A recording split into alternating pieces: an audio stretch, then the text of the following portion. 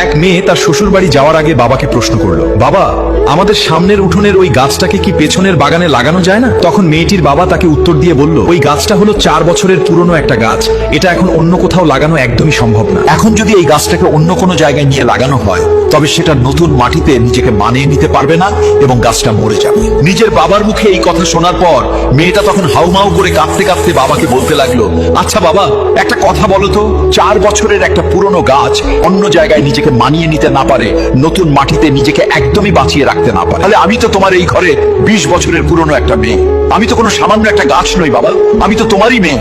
তাহলে তুমিই বলো, আমি কিভাবে অন্যের একটা নতুন বাড়িতে গিয়ে নিজেকে মানিয়ে নিব আর নিজেকে সম্পূর্ণ বাঁচিয়ে রাখবো বাবা?